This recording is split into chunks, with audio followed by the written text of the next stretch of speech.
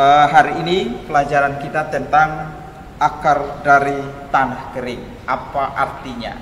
Ya, ada buku juga yang ditulis tunas dari tanah kering. Ya, mungkin judul itu sudah tidak asing bagi kita. Dan istilah itu artinya apa? Ya, kita akan belajar.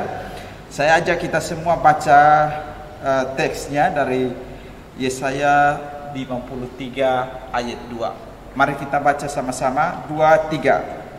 Sebagai taruk ia tumbuh di hadapan Tuhan, dan sebagai tunas dari tanah kering. Ia tidak tampan dan semaraknya pun tidak ada sehingga kita memandang dia, dan rupa pun tidak sehingga kita menginginkannya. Ya. Nah, sebelum saya jelaskan artinya, Yesaya 53 ini adalah seluruh pasal ini bicara tentang nubuat tentang Mesias yang akan datang. Karena itu kalau kita membaca Yesaya 53 ini secara khusus ayat 2 ini, itu pasti menunjuk kepada Mesias yang akan datang itu. Nah, kata yang akan kita lihat pertama itu taruk. Ya, perhatikan di sana ada kata taruk di sana. Ya, oleh Alkitab bahasa Inggris, beberapa terjemahan di sana. King James menerjemahkan tender plant, tanaman lembut. Kemudian RSV, young plant, tanaman muda. Kemudian NSB, tender shoot, tunas lembut. Jadi taruk itu bisa diterjemahkan tanaman. Nanti kita lihat di bawah bahwa terjemahan yang benar adalah tanaman sebenarnya. Nah, selain kata taruk ini ada kata tunas. Ya, ini sebenarnya salah terjemahan dan dalam bahasa Inggrisnya diterjemahkan dengan kata root. Sebenarnya itu artinya akar, jadi bukan tunas. Ya. Nah, kalau kita membaca dalam terjemahan lama Yesaya 53 ayat 2 ini, dan ini terjemahan yang benar, maka bunyinya seperti ini. Karena ia telah tumbuh di hadapan hadiratnya seperti taruk muda, seperti sebuah akar daripada tanah yang kering. Jadi lebih menunjuk kepada tanaman yang akarnya itu ada di tanah yang kering. Ya, jadi itu lebih tepat kalau diterjemahkan tunas itu sebagai akar. Ya, jadi tanaman muda seperti RSV, tanaman muda yang berakar di tanah yang kering. Ya, ini soal terjemahan. Memang kalau kita pelajari tulisannya Pak Budi ini selalu memberikan pembenaran soal terjemahan, karena ini memang sangat penting dan jarang sekali orang ya yang peduli soal-soal seperti ini. Karena kalau terjemahannya salah, maka kita akan menjelaskan berdasarkan kata yang salah itu kepada orang lain. Dan ini kita bersyukur bahwa ada orang yang betul-betul belajar dan kemudian menjelaskan hal-hal seperti ini.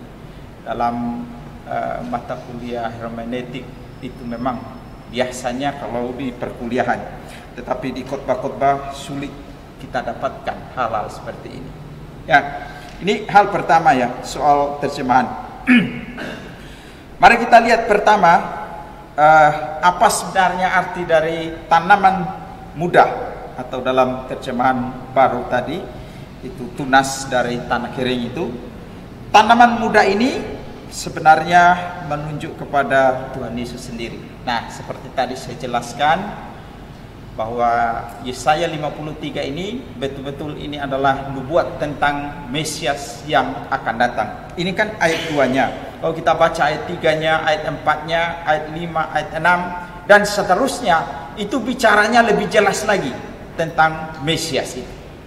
Nah, sebelum ayat 2 ini, ayat 1-nya kan dikatakan begini, siapakah yang percaya kepada berita yang kami dengar, dan kepada siapakah tangan kekuasaan Tuhan dinyatakan. Jadi dalam bentuk pertanyaan, Jadi saya itu sebenarnya mau bertanya, kalau kami memberitakan firman, memberitakan Injil, sebenarnya siapa yang mau percaya?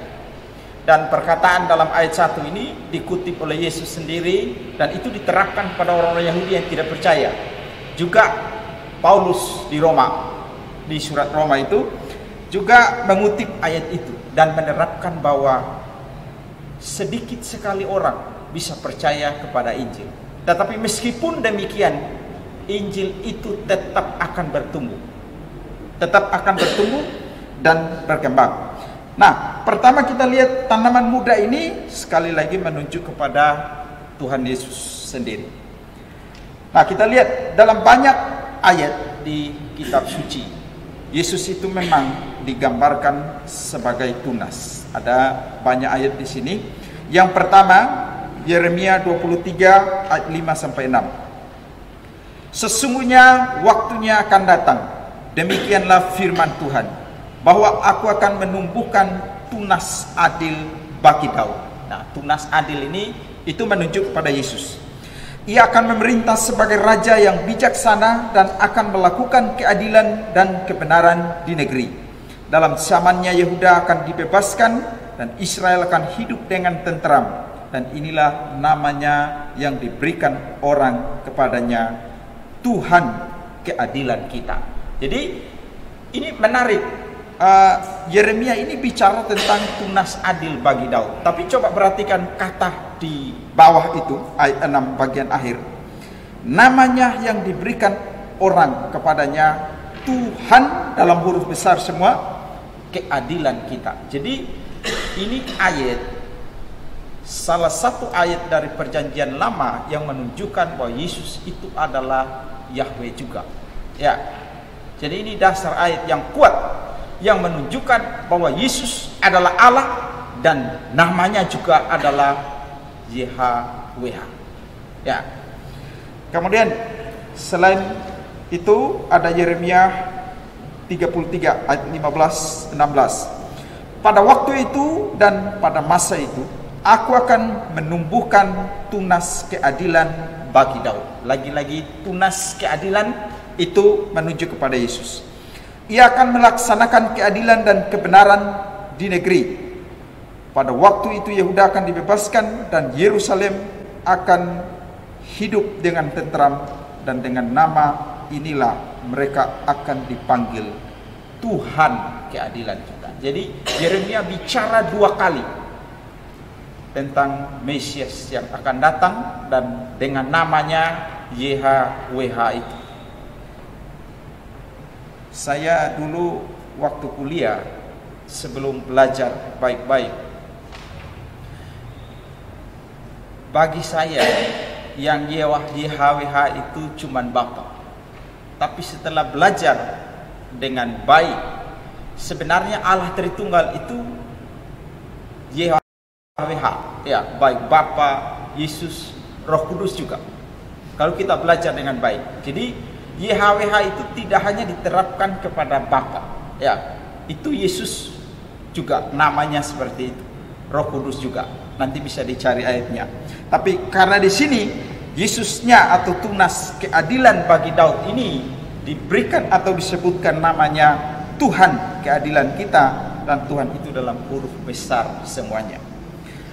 Nah, selain itu Yesaya 4 ayat 2. Pada waktu itu tunas yang ditumbuhkan Tuhan akan menjadi kepermaian dan kemuliaan, dan hasil tanah menjadi kebanggaan dan kehormatan bagi orang-orang Israel yang terluput.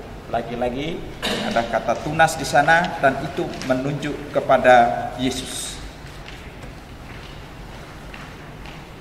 Yesaya 11 ayat 1. Suatu tunas akan keluar dari tunggul Isai, dan taruk akan tumbuh dari pangkalnya, akan berbuah. Jadi kata tunas, taruk itu Yesaya pakai, dan itu menunjuk kepada Yesus yang akan datang. Kemudian Sakaria 3 ayat 8. Dengarkanlah hai imam besar Yosua, engkau dan teman-temanmu yang duduk di hadapanmu, sungguh kamu merupakan suatu lambang. Sebab sesungguhnya aku akan mendatangkan hambaku, yakni Sang tunas. Jadi kalau tadi hanya disebutkan tunas, sekarang dipakai sang, dan itu lagi-lagi menuju kepada Mesias atau Yesus yang akan datang. Sakaria 6 ayat 12. Katakanlah kepadanya, beginilah firman Tuhan semesta alam. Inilah orang yang bernama Tunas. Ia akan bertunas dari tempatnya dan ia akan mendirikan bait Tuhan. Nah, ayat-ayat yang tadi itu dalam perjanjian lama. Bagaimana dengan perjanjian baru? Dalam perjanjian baru di Wahyu juga disebutkan tunas. Wahyu 5 ayat 5. Lalu berkatalah seorang dari tua-tua itu kepadaku, jangan engkau menangis. Sesungguhnya singa dari suku Yehuda, yaitu Tunas Daud, telah menang, sehingga ia dapat membuka gulungan kitab itu dan membuka ketujuh meterainya. Jadi kata Tunas Daud itu menunjuk kepada Yesus. Wahyu 22 ayat 16. Aku, Yesus, telah mengutus malaikatku untuk memberi kesaksian tentang semuanya ini kepadamu bagi jemaat-jemaat. Aku adalah Tunas, yaitu keturunan Daud, bintang timur yang kilang gemilang. Jadi ini semua menunjuk bahwa tanaman muda yang akarnya di tanah kering itu, atau dalam ayat-ayat ini ditulis sebagai tunas atau sang tunas, itu menunjuk kepada Yesus Kristus sendiri. Nah, sekali lagi tadi saya sudah bilang bahwa kalau kita membaca Yesaya 53 ini, kita baca terus ayat 5, 6, 7 dan seterusnya, itu akan makin terlihat jelas bahwa seluruh pasal ini itu betul-betul nubuat tentang Mesias yang akan datang. Jadi jelas bahwa yang dimaksud dengan tanaman muda yang akarnya ada di tanah yang kering itu adalah Yesus sendiri. Ya, Yesus sendiri. Kalau belajar seperti ini kan bagus. Saya sering omong, kalau kita belajar perjanjian lama tanpa kita belajar perjanjian baru, itu akan sangat sulit tahu artinya. Dan coba saudara-saudara lihat atau dengar, cari di YouTube, betapa sedikitnya khotbah dalam perjanjian lama. Sangat sedikit. Apalagi kalau urusan omong kitab Yesaya, Yeremia, itu sulit kita dapat. Ya, karena memang sulit. Apalagi kalau kita tidak rutin membaca Alkitab, kita akan sulit mengertinya dengan baik. Ya. Nah, kalau tadi tanaman muda yang akarnya ada di tanah yang kering itu menunjuk kepada Yesus, pertanyaan selanjutnya adalah apa artinya atau mengapa Yesus sampai disebut sebagai tanaman muda tapi akarnya ada di tanah yang kering, dan tanaman yang muda ini bisa bertumbuh di tanah yang kering itu. Pertama, arti yang pertama adalah Tuhan Yesus disebut sebagai tanaman muda. Ya, tanaman muda. Kalau tanaman yang tua, yang besar, seperti pohon mangga yang besar, tentu saja tanaman itu sudah kuat. Ya, tanaman yang tua dan itu sudah kuat sekali. Dan kalau kita memukulnya, menendangnya dan sebagainya, ia akan tetap bertahan dan tidak mati. Tetapi tidak demikian dengan tanaman muda. Apalagi tanaman itu baru tumbuh, ia sangat lemah dan mudah mati. Dan kalau ada orang yang menendangnya, memukulnya, menginjaknya atau mencabutnya, tanaman muda itu akan segera mati atau layu. Nah, gambaran seperti ini itu menunjuk kepada keadaan Tuhan Yesus pada waktu ia datang pertama kali. Ya, pertama kali Yesus datang, ia tidak datang sebagai tanaman besar. Ia tidak datang dengan keperkasaan, kekuatan dan kemuliaan. Yesus tidak datang dengan kemegahan, kebesaran, ya, seperti penantian orang-orang Yahudi itu.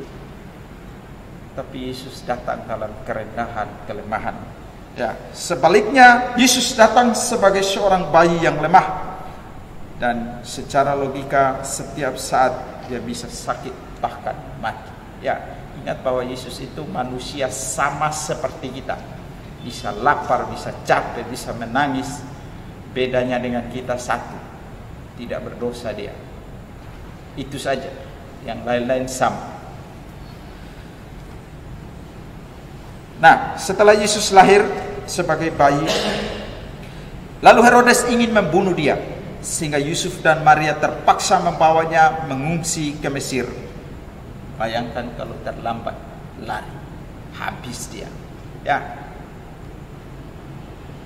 terlambat lari habis. Ya pasti dibunuh dan mati. Pada waktu Yesus sudah melayani, ia dibenci dan dimusuhi oleh tokoh-tokoh agama zaman itu, dan ia berulang kali mau dibunuh. Jadi memang Yesus ini sangat menderita sekali melayani Tuhan atau memberitakan Injil pada waktu itu. Keluarganya sendiri saja menolak dia. Bayangkan kalau itu terjadi pada kita, tokoh-tokoh agama, pelayanan di mana-mana ditolak. Ya, dia lemah, kelihatannya mudah mati, tetapi aneh bin ajaib. Dalam kenyataannya ia tidak bisa musnah atau hancur. Sekalipun memang akhirnya ia ditangkap, disalibkan dan mati, tetapi ia tetap tidak musnah karena ia bangkit kembali dan hidup selama-lamanya. Jadi gambaran pertama dari tanaman muda ini menunjuk kepada Yesus bahwa Yesus itu sebenarnya dia lahir dalam keadaan. Dia datang sebagai manusia, lahir sebagai bayi seperti manusia biasa, dan pada saat dia bertumbuh besar dengan segala macam penolakan terjadi pada dia.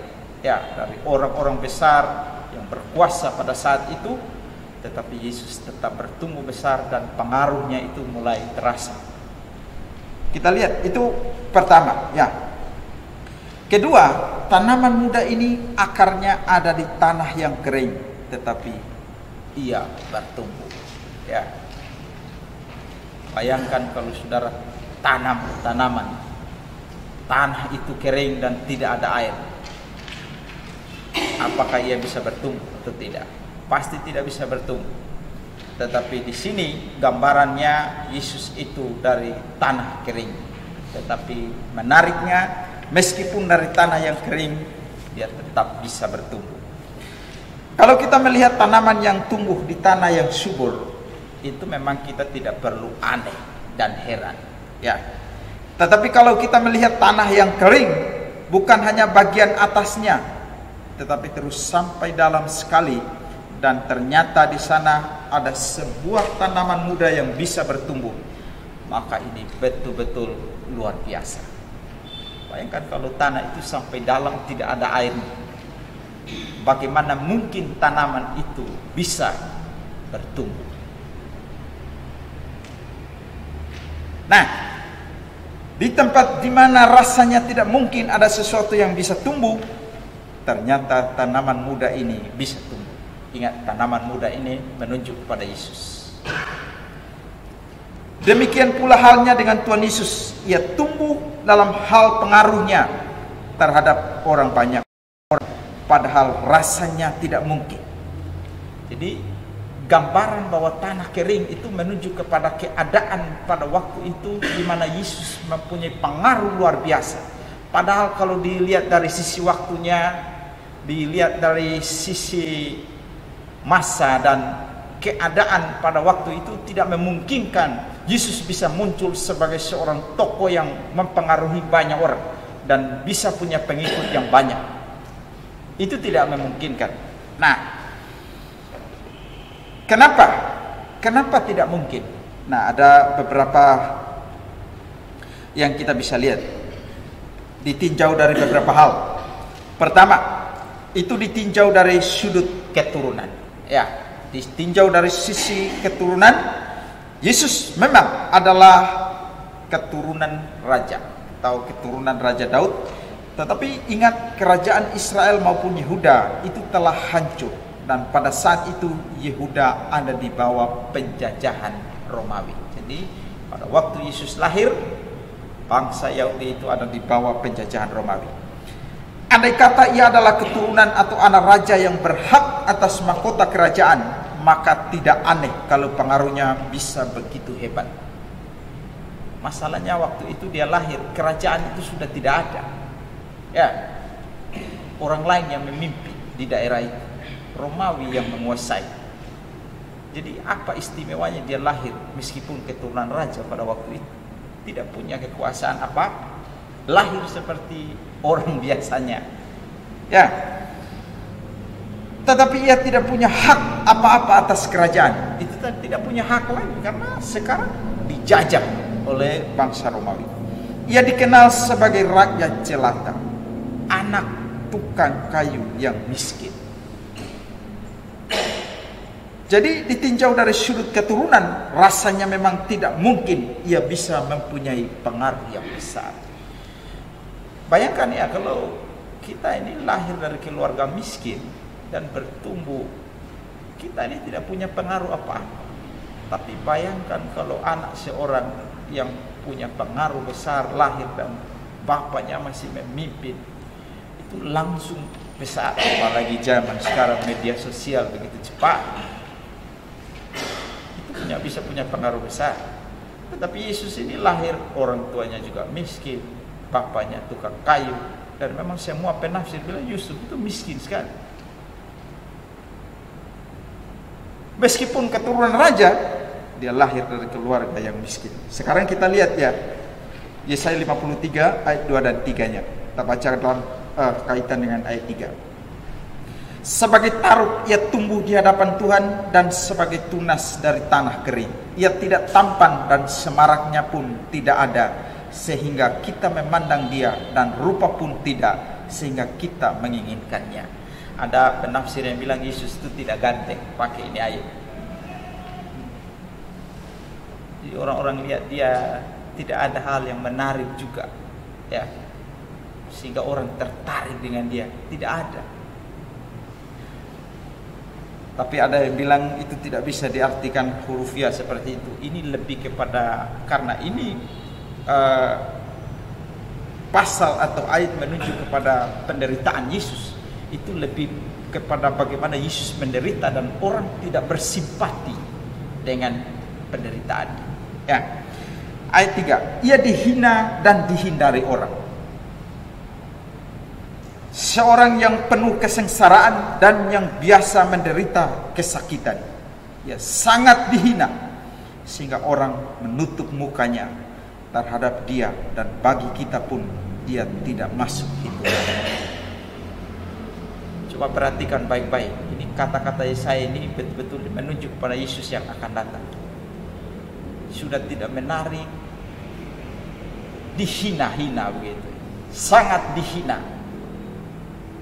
Jadi betul-betul meskipun dia dari sisi keturunan adalah anak raja, tetapi dia sangat miskin dan tidak punya hal yang menarik di mana dia bisa mempengaruhi orang kepadanya. Ini dari sudut keturunan. Sekarang yang kedua, ditinjau dari sudut kebangsaan. Dari sudut kebangsaan, ingat Yesus itu kan lahir dari bangsa Yehuda, ya, bangsa Yehuda. Dan andai kata dia adalah orang Romawi, maka tidak aneh kalau ia bisa mempunyai pengaruh yang besar atau bisa bertumbuh besar, karena bangsa Romawi pada waktu itu sangat kuat atau kuat sekali. Ya, tapi Yesus tidak lahir dari sana. Tetapi Yesus adalah orang Yahudi. Pada waktu itu adalah bangsa yang kecil, lemah, dijajah, ditindas, sehingga rasanya tidak memungkinkan bagi Tuhan Yesus untuk menumbuhkan pengaruhnya. Dari sisi kebangsaan juga dia tidak punya hak untuk bisa punya pengaruh besar karena dijajah, ditindas orang Israel itu kehilangan kebebasannya, bahkan untuk menjalankan hukum Taurat saja itu mesti diatur oleh bangsa Romawi, dan itu betul-betul suatu kesulitan. Ya, Yesus sendiri lahir dalam keadaan seperti itu. Kemudian ditinjau dari sudut pengikut. Andai kata Tuhan Yesus memilih murid-muridnya dari kalangan orang-orang top, hanya orang-orang besar, ya, seperti kaisar,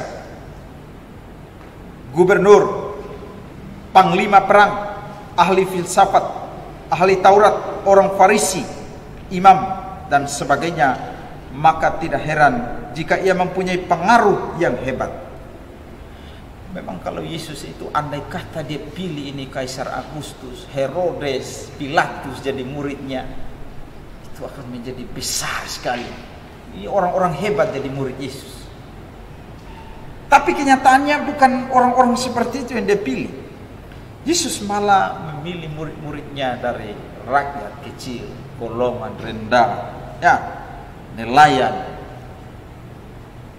Petrus itu urus ikan tiap hari, ya, nelayan. Matius itu pemungut cukai dan sebagainya. Rasanya ini tidak memungkinkan untuk menumbuhkan pengaruh. Jadi dari sudut pengikut tidak ada orang besar. Jadi mau menumbuhkan pengaruh bagaimana? Jadi betul-betul tanaman mudah betul-betul ada di tanah yang kering. Ya. Kemudian ditinjau dari keadaan alamiah manusia. Seandainya ajaran dan kehidupan Yesus sesuai dengan keadaan alamiah manusia, maka tidak aneh kalau banyak orang mau ikut dia.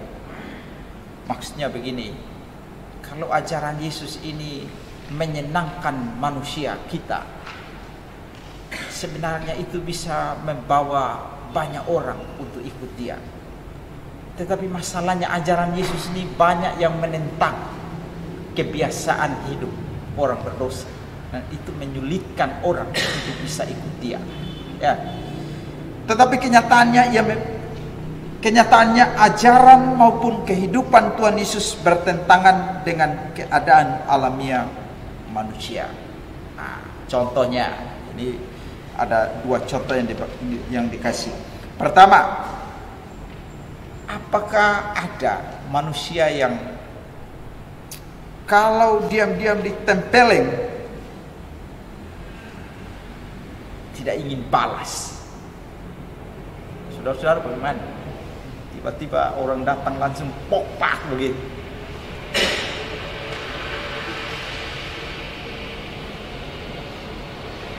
Jangankan tempeleng, sebut nama di Facebook itu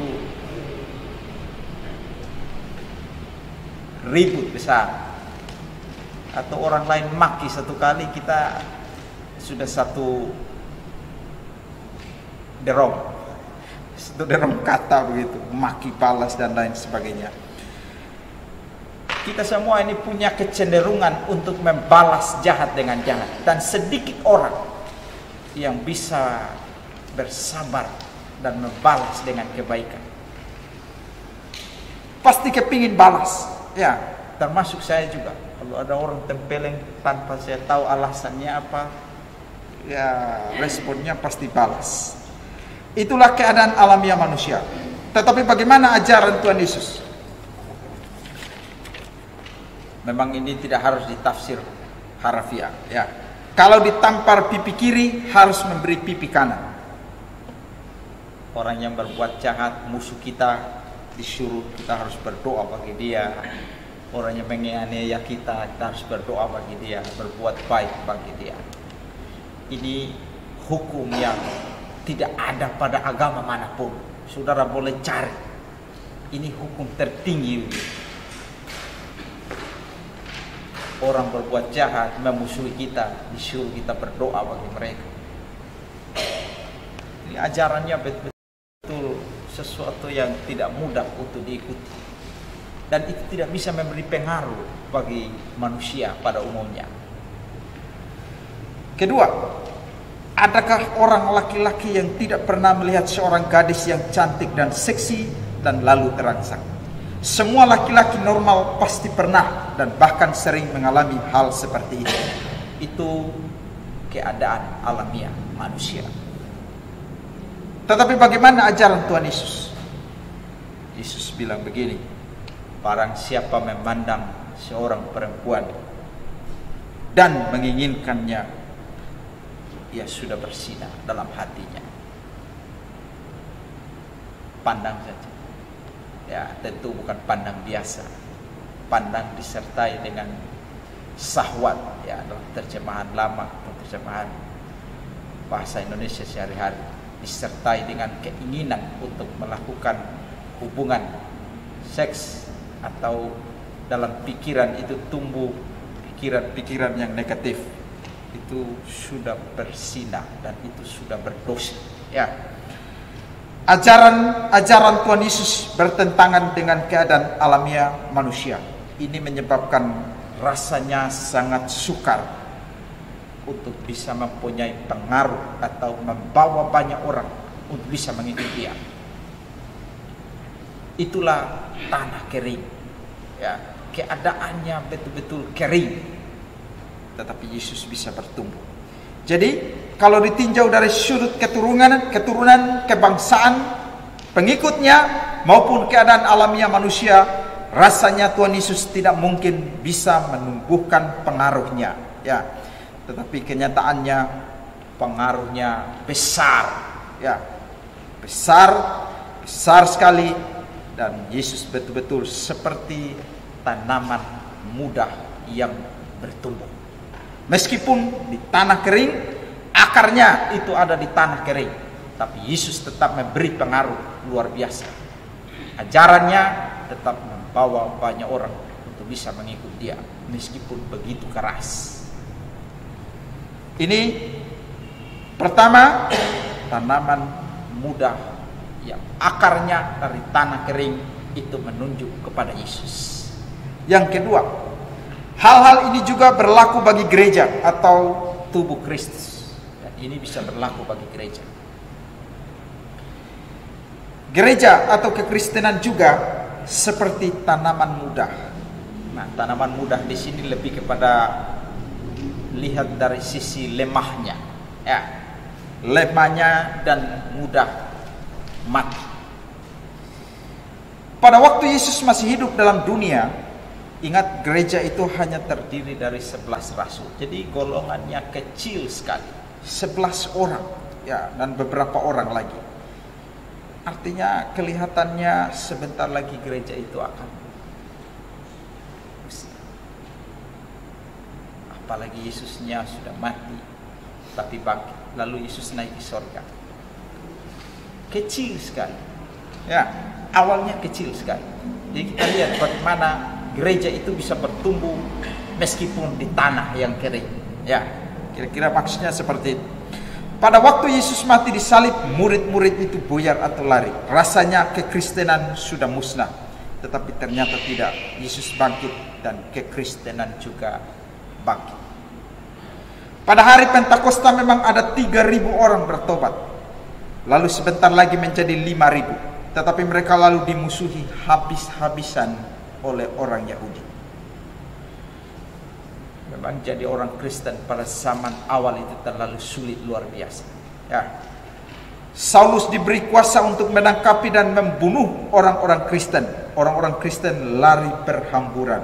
Ya, itu Kisah 8 ayat 1b sampai 4. Itu memang peristiwa di mana Stefanus itu dibunuh. Ya. Dan jemaat pada waktu itu lari berhamburan. Tapi menariknya di ayat 4 itu kan dikatakan bahwa jemaat yang lari karena penganiayaan itu, mereka lari sambil memberitakan Injil. Dan ini yang hilang dari gereja kita masa kini. Kita ini tidak dianiaya, tidak dikejar, lari-lari begitu ya. Malas memberitakan Injil. Jemaat pada waktu itu dikejar, mau dibunuh, Bahkan dikatakan dalam Kisah Para Rasul itu, Paulus itu diberi surat kuasa untuk masuk ke setiap rumah, tarik, seret orang Kristen untuk dibunuh, dibakar dan lain sebagainya. Yang bisa lari-lari, tapi yang tidak bisa lari pasti dibunuh. Tapi menariknya adalah di Kisah 8 itu dikatakan bahwa mereka yang lari itu sambil memberitakan Injil. Jadi ini orang Kristen yang punya iman yang bertumbuh di tanah yang kering. Ya. Kita baru masalah sedikit di rumah, sudah malas beritakan firman. Atau masalah sedikit dengan teman pelayanan, mau meninggalkan pelayanan. Banyak faktor. Coba baca ini sejarah gereja awal. Saudara akan lihat bagaimana perjuangan iman mereka sangat sulit. Begitu jadi Kristen, taruhannya nyawa. Sangat menderita sekali. Apakah gereja atau kekristenan hancur? Tidak. Penderitaan orang Kristen memuncak pada zaman Kaisar Nero. Ya, memang ini salah satu kaisar yang paling gila. Ya, ibunya sendiri dibunuh. Ya, saudara-saudaranya juga. Dia menangkap, menyiksa, membunuh orang Kristen dengan cara yang kejam. Rasanya gereja kekristenan pada saat itu pasti hancur. Ternyata tidak. Bahkan ada buku yang ditulis, makin dihambat makin merambat. Ya, itu ada buku sejarah gereja itu. Ditulis di dalamnya itu tokoh-tokoh atau orang-orang Kristen yang setia sampai mati di dalam buku itu. Dan diberi judul makin dihambat makin merambat. Nah, itu kira-kira gambaran orang Kristen pada zaman awal. Gereja mula-mula berjuang sedemikian rupa dengan iman mereka. Dan itu betul-betul tanah yang kering, tapi bisa bertumbuh.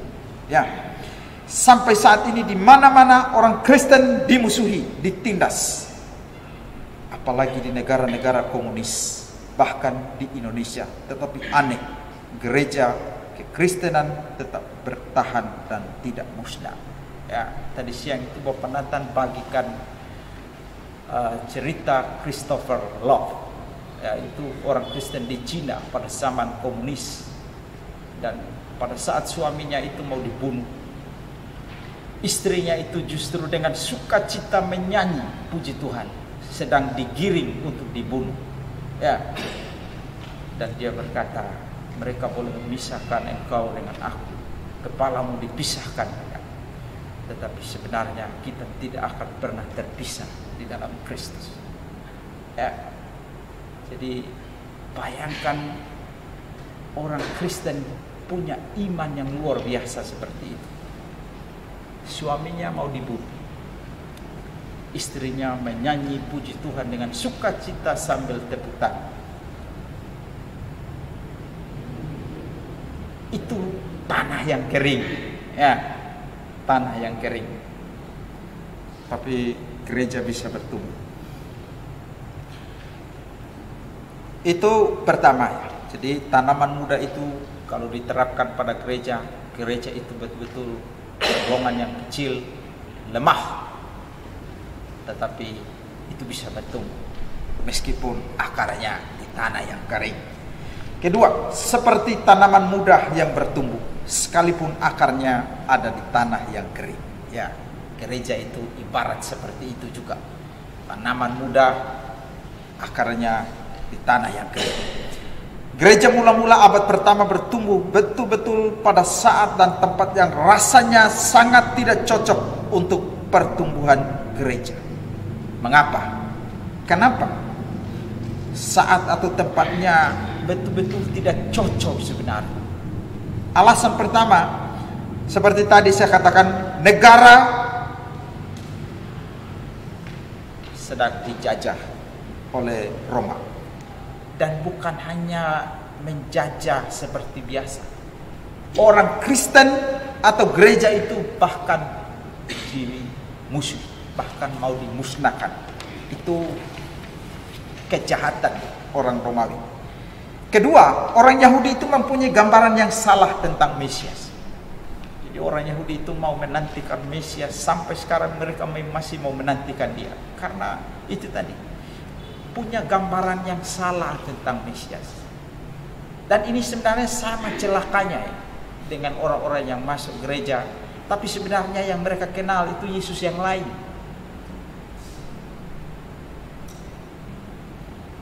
Yesus yang lain, bukan Yesus yang diberitakan oleh kitab suci.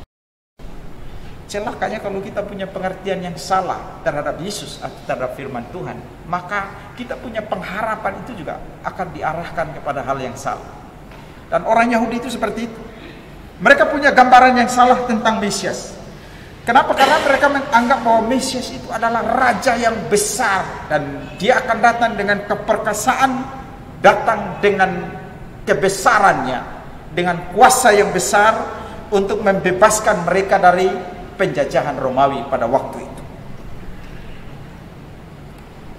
Dan murid-murid juga seperti itu. Saudara kalau baca Kisah Para Rasul 1 itu, murid-murid masih tanya, sampai kapan lagi kita harus menang? Jadi betul mereka mau mengharapkan Yesus itu bisa jadi raja dan membebaskan mereka dari penjajahan pada waktu itu. Nah, ini gambaran dan pengharapan mereka yang salah tentang Mesias. Sehingga meskipun Yesusnya sudah datang, bagi mereka belum. Mereka masih tunggu-tunggu nih. Tunggu-tunggu Yesus datang.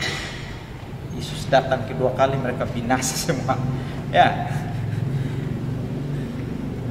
Ini keadaan yang tidak cocok dengan ajaran gereja tentang Yesus atau Mesias. Tetapi meskipun saat atau tempatnya boleh dikatakan itu tanah yang kering, gereja tetap bisa bertumbuh.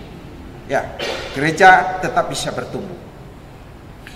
Juga sekarang banyak tempat lain yang rasanya tidak memungkinkan gereja berkembang, seperti negara komunis, pedalaman-pedalaman, negara dengan mayoritas agama lain yang fanatik, negara seperti Indonesia di mana kekristenan dianggap sebagai agama penjajah atau dari Belanda dan sebagainya. Ya, biasanya kalau komentar-komentar di Facebook itu seperti itu, orang Islam, dasar agama penjajah.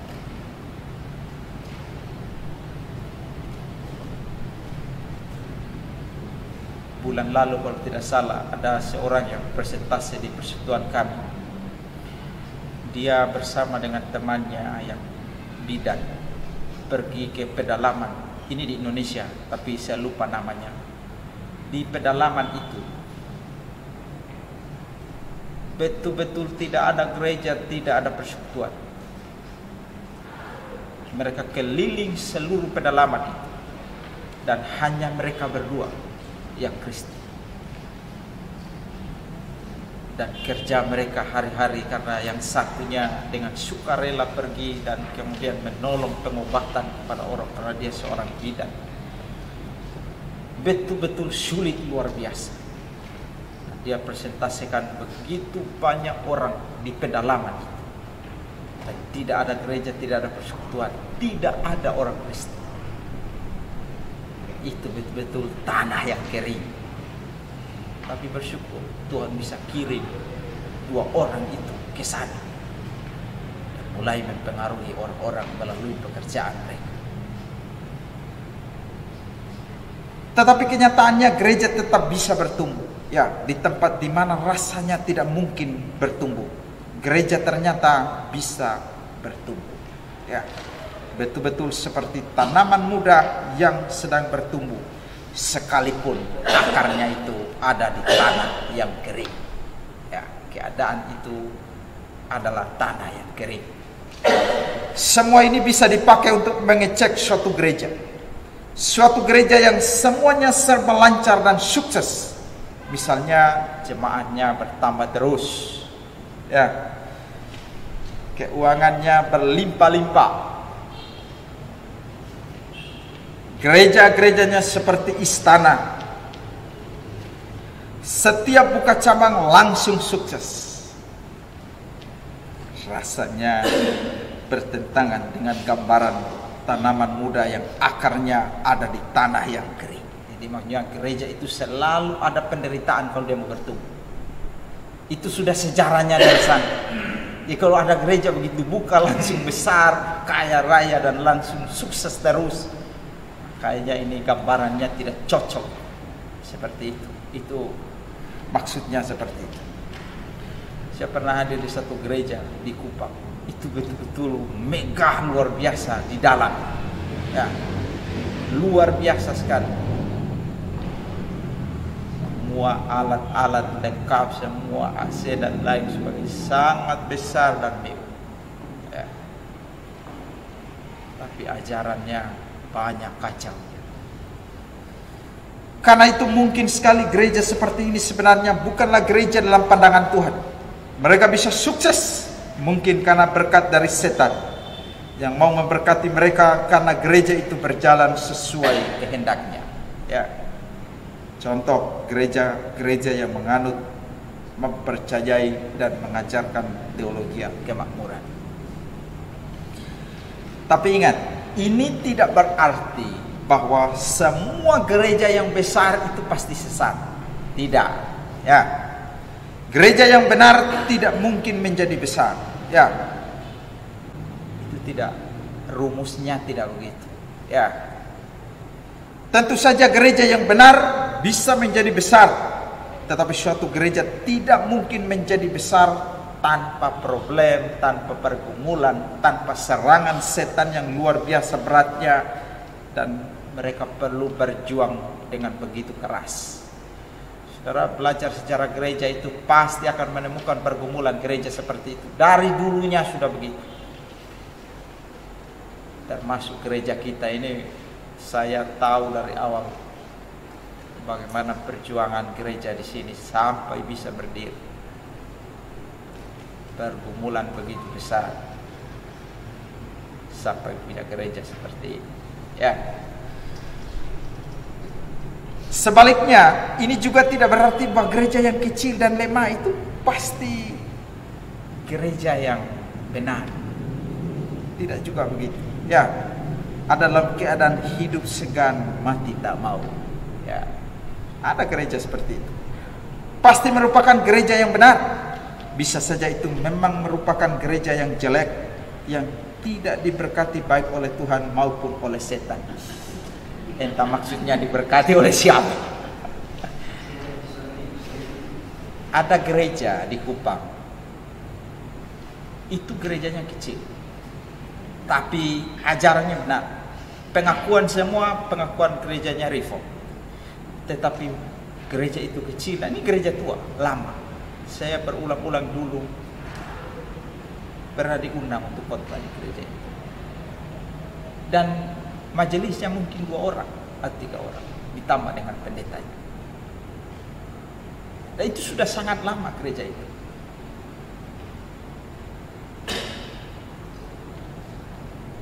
Jadi ada gereja yang kecil tapi benar, tapi sulitnya bertumbuh, sulit sekali.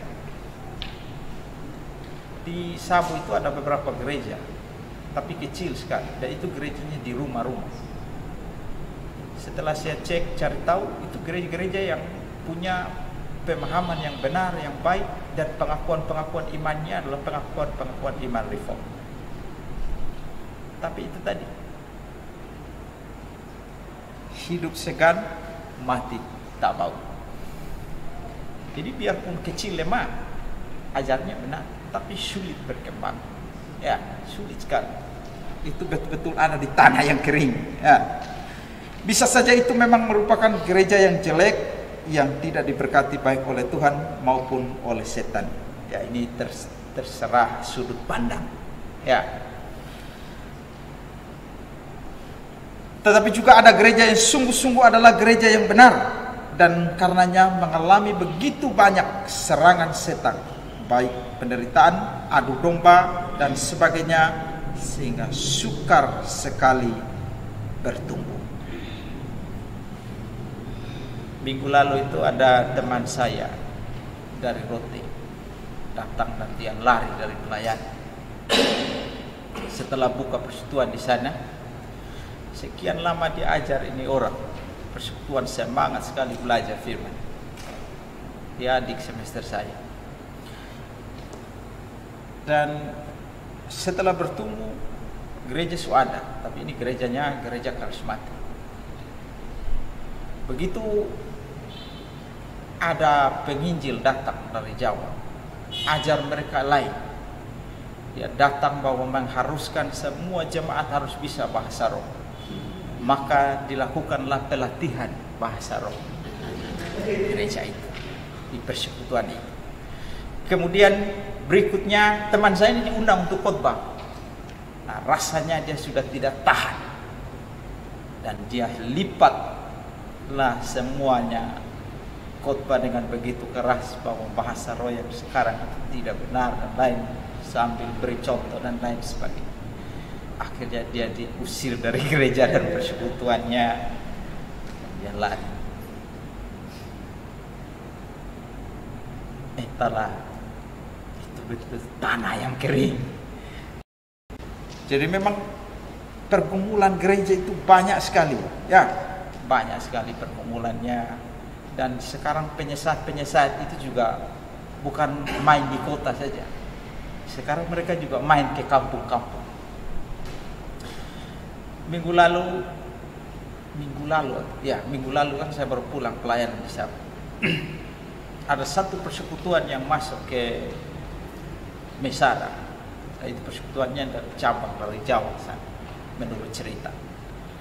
Dan persekutuan ini melarang orang, kalau ada orang mati tidak boleh dipakaikan pakaian adat, sabu, sarung sabu, kain sabu dan lain sebagainya. Bahwa itu berdosa dan tidak boleh. Dan ini mesti mendorong kita supaya kita kerja keras, ya. Makanya kalau saya pas mau pelayanan di Sabu, saya sudah konsep dari sini, tidak boleh pergi dan tidak melayani. Selalu saya ingin pergi ke sana tuh supaya dapat gereja hari Minggu itu pimpin ibadah. Jadi sebelum saya pergi, saya sudah bilang teman-teman, silakan cari gereja. Nah, baru-baru saya pergi itu sebenarnya ada 2 gereja yang minta. Tapi karena jamnya bersamaan, yang satunya harus mengalah. Begitupun di radio. Ya, pagi malam kalau saya di sana, saya pasti akan khotbah di radio. Jangan pikir bahwa di kota ini yang penyesatan. Sekarang di kampung-kampung juga ada. Ya. Mari kita lihat contohnya. Ya. Jadi ada gereja yang kecil, susah, menderita, tapi benar. Pertama, gereja Smyrna. Wahyu 2 ayat 8 sampai 11.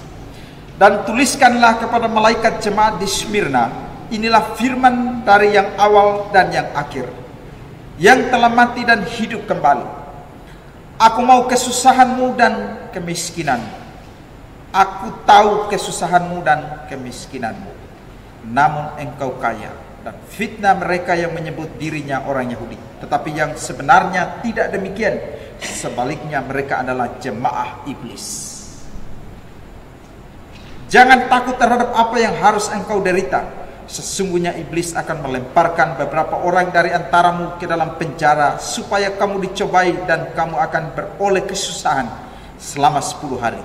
Hendaklah engkau setia sampai mati, dan aku akan mengaruniakan kepadamu mahkota kehidupan.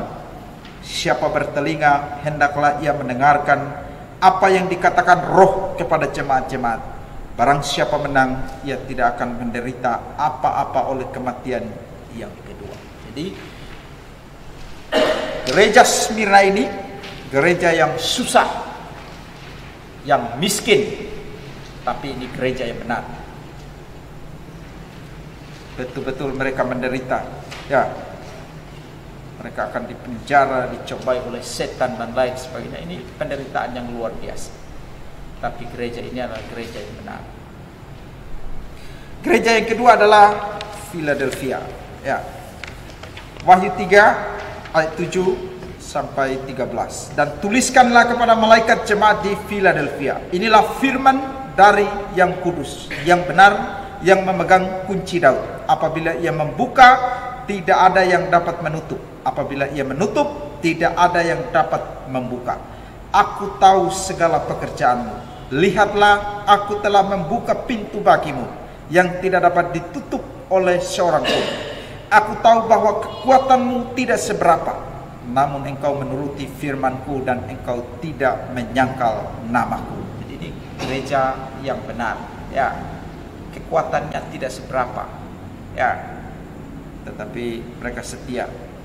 Lihatlah beberapa orang dari jemaah iblis, yaitu mereka yang menyebut dirinya orang Yahudi, tetapi yang sebenarnya tidak demikian, melainkan berdusta, akan kuserahkan kepadamu. Sesungguhnya aku akan menyuruh mereka datang dan tersungkur di depan kakimu dan mengaku bahwa aku mengasihi engkau.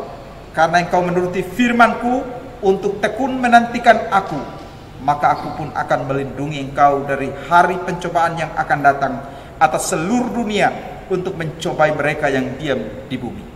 Aku datang segera. Peganglah apa yang ada padamu, supaya tidak seorang pun mengambil mahkotamu. Barang siapa menang, ia akan kujadikan soko guru di dalam bait suci Allahku, dan ia tidak akan keluar lagi dari situ. Dan padanya akan kutuliskan nama Allahku, nama kota Allahku, yaitu Yerusalem baru, yang turun dari surga dari Allahku, dan namaku yang baru.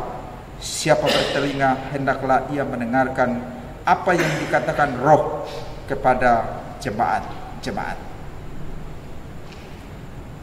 Dua gereja ini adalah gereja yang menderita miskin, tapi gereja yang benar.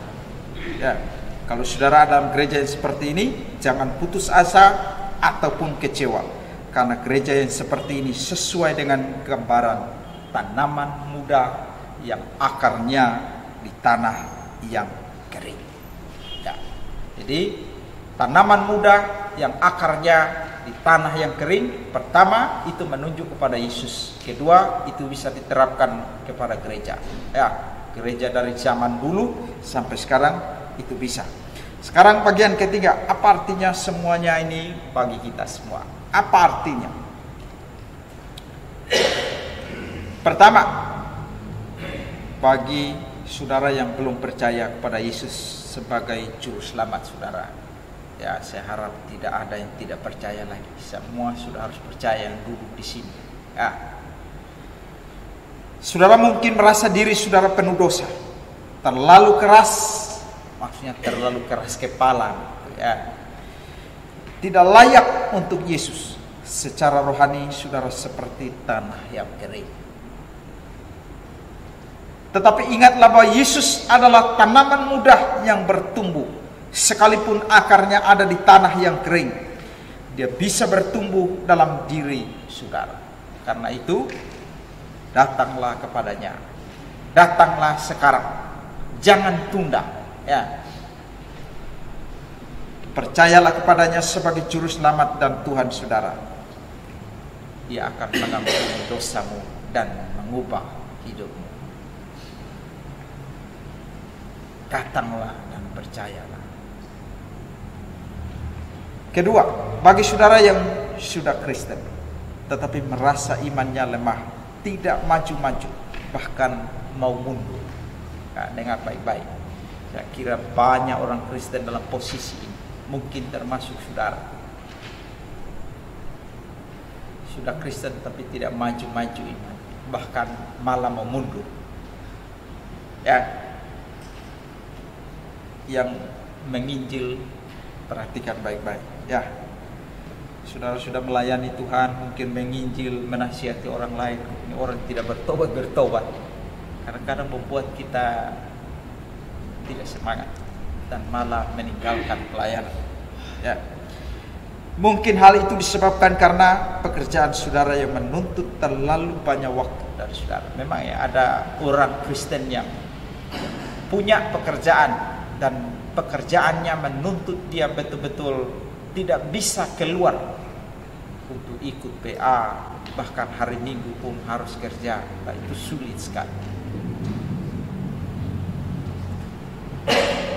Pekerjaan itu bisa menjauhkan orang dari Tuhan. Bisa. Tapi ada orang yang tidak punya pekerjaan yang mengharuskan dia kerja, tapi malas. Nah, itu bukan pekerjaan yang menjauhkan dia dari Tuhan, kemalasannya begitu. Situasi keluarga saudara, ya saya kira ini banyak terjadi pada kita, yang tidak mendukung bahkan menentang kekristenan saudara.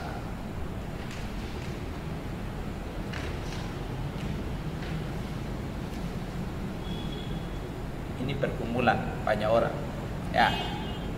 Keluarga itu kalau tidak mendukung pelayanan itu bahaya. Sedikit orang yang mau tetap setia kalau keluarganya tidak mendukung. Bayangkan kalau suaminya mau melayani istrinya cegah, ya, atau istrinya rajin gereja, rajin PA, mau melayani, suaminya larang dan lain sebagainya. Ya, keadaan seperti itu betul-betul ada di tanah yang kering, ya, dan sulit. Atau teman-teman saudara yang selalu mengajak saudara melakukan hal-hal yang bertentangan dengan firman Tuhan, ya, yang masih muda-muda, punya banyak teman dan kawan, nah, dengarkan baik-baik, karena kadang teman-teman kita ini bisa membawa kita dalam dosa juga, ya, kalau kita tidak selektif. Semua ini menyebabkan saudara merasa diri saudara adalah tanah yang kering bagi Yesus. Maksudnya kita seolah tidak layak lagi begitu. Jangan putus asa. Ingat bahwa Yesus adalah tanaman muda yang bertumbuh sekalipun akarnya ada di tanah yang kering. Jadi kalau saudara merasa putus asa mau mundur, seolah itu ada di tanah yang betul-betul kering, ingatlah bahwa Yesus bisa bertumbuh di tanah yang kering seperti itu. Saudara lemah, tetapi asal saudara adalah orang Kristen sejati, orang percaya sungguh-sungguh, iman saudara tidak akan musnah. Sekalipun rasanya tidak mungkin menumbuhkan saudara dalam sikon seperti itu, tetapi Yesus bisa menumbuhkan saudara. Karena itu bertekunlah dalam mengikut Dia, ya. Terus setia, jangan mundur meskipun lemah, tetap ada pengharapan. Yesus bisa bertumbuh di tanah yang kering, ya. Keadaan kita lagi kering, teruslah setia dan bertekun. Ketiga, bagi saudara-saudara yang adalah pekerja-pekerja Kristen, pekerja-pekerja Kristen ini ada banyak, ya, termasuk kita nih. Pertama, saudara adalah guru sekolah minggu.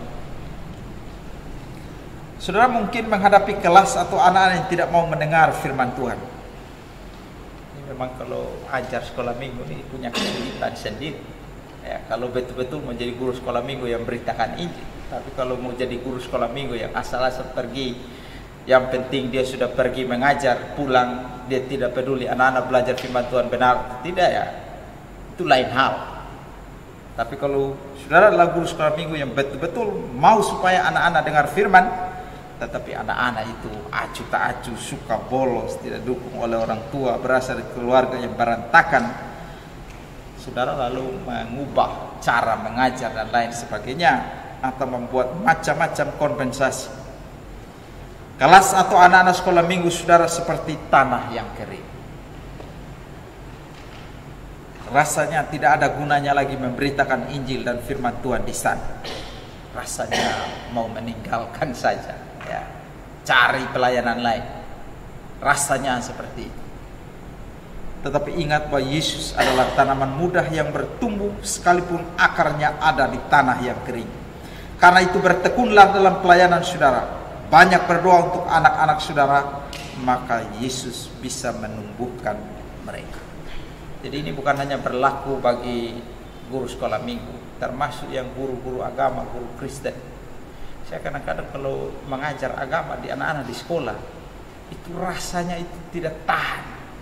Kenapa? Karena rasanya anak-anak ini tidak dengar. Kita mau mereka mengerti firman Tuhan. Aduh, apalagi kalau pelajaran agama ini mereka mau keluar, bolos dan lain sebagainya. Itu bikin darah naik. Sulit sekali. Dan rasa-rasanya ini anak sudah tidak perlu diajar pelajaran agama. kemarin tuh saya jadi penguji ujian praktek pelajaran agama di salah satu sekolah Kristen di Kupang. Dan pada waktu siswa itu memberitakan firman atau khotbah, karena ujian prakteknya kan pimpin ibadah, dan sampailah pada anak yang menyampaikan firman. Paginya masih bagus kelompok yang pagi, tapi begitu siang mau pulang, yang pimpin ibadah dipersilakan maju ke depan dan kita duduk lihat dan menguji sesuai dengan rubrik penilaian yang sudah disiapkan. Anak ini ambil dari Yohanes 3 ayat 16, dan dia khotbah. Dia bilang, meskipun orang-orang agama lain itu tidak percaya pada Yesus, tetapi mereka punya kesalehan dan bisa berbuat baik, karena itu mereka tetap bisa selamat. Saya yang duduk di situ langsung kaget. Ini sekolah Kristen. Jadi memang tantangan dan pergumulan bagi guru-guru Kristen. Banyak guru-guru Kristen tidak bertobat, sehingga yang diajar bukan firman. Entah kenapa Yohanes 3 ayat 16 ini jadi salah banyak kalau orang khotbah. Padahal ini ayat paling favorit untuk orang Kristen. Belum omong urusan Arminian Calvinis menafsirkan ayat ini. Ya. Tapi pada dasarnya kalau orang ambil ini ayat selalu miring, dikhotbahkan di mana-mana. Artinya yang saya mau bilang bahwa sampai kepada anak-anak sekolah punya pemahaman yang miring terhadap firman Tuhan. Ada di sekolah-sekolah Kristen, ada di STT, ada di sekolah-sekolah kita. Karena anak-anak tidak mungkin punya pemahaman seperti itu kalau mereka tidak pernah dengar. Bisa dengar dari orang tua, bisa dengar di ibadah rumah tangga, bisa dengar di PA, bisa dengar khotbah di gereja, ibadah pemuda, sekolah minggu, dan lain sebagainya.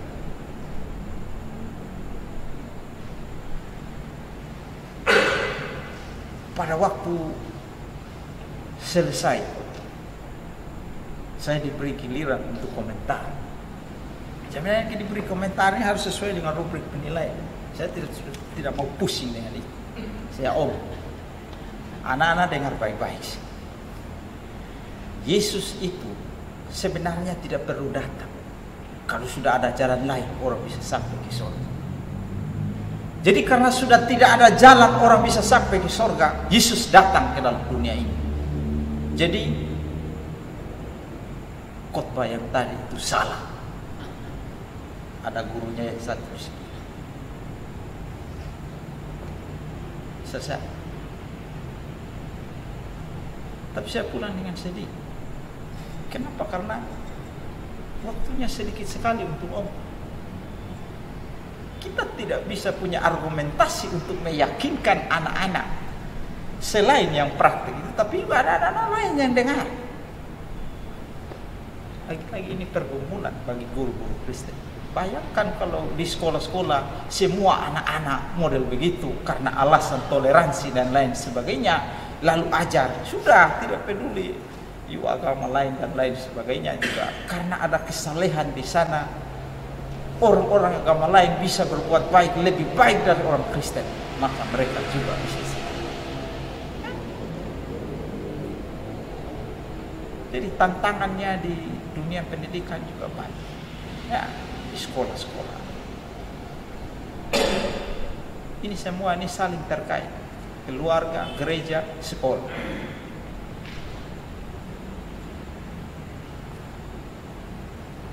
Jadi perhatikan baik-baik, yang guru sekolah minggu ajar anak-anak baik-baik. Yang guru yang mengajar di sekolah, perhatikan baik-baik. Dapat kesempatan kita koreksi, ya koreksi, meskipun tidak punya cukup waktu. Kedua,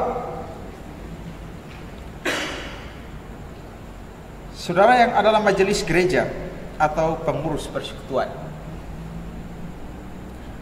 Mungkin gereja atau persekutuan saudara dipenuhi dengan orang-orang yang brengsek,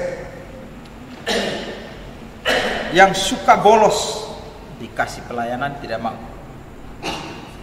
bolos dia, tidak bertanggung jawab dalam pelayanan, apa-apa suruh orang lain, sudah itu suruh dia aja.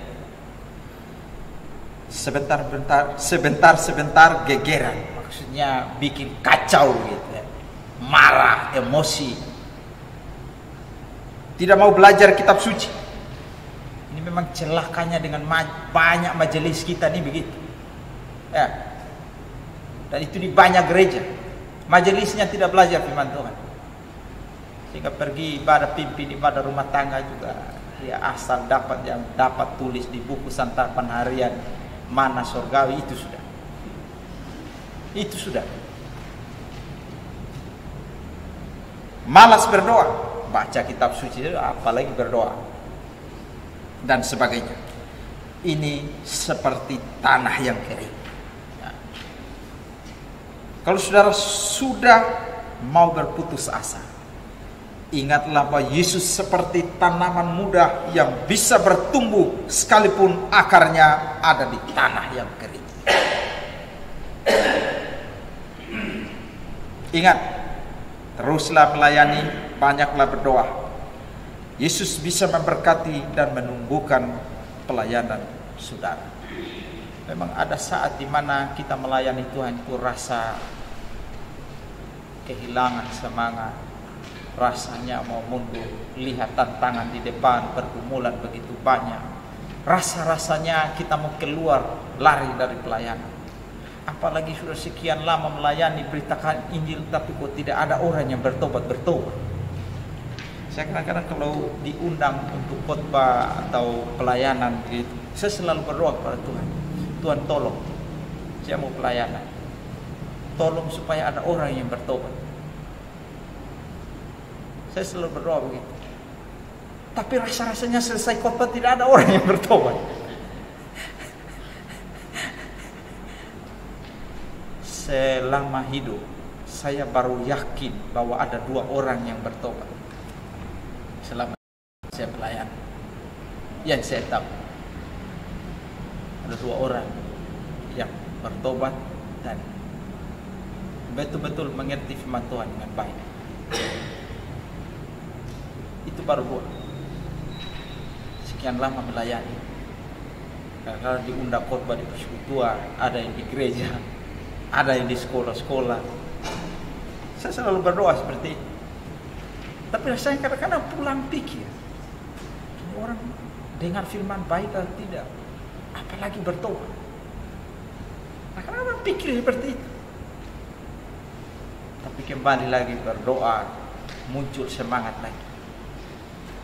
Semangat lagi untuk pergi memberitakan firman, belajar firman. Saya tidak tahu keadaan kerohanian saudara seperti apa dalam melayani Tuhan. Saya kadang-kadang merasa begitu.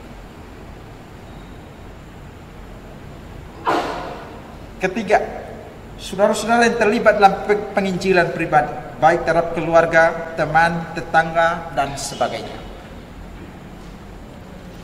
Mungkin saudara berhadapan dengan orang yang keras kepala. Jadi berhadapan dengan orang yang keras kepala itu anggap saya ini tanah yang kering, ya.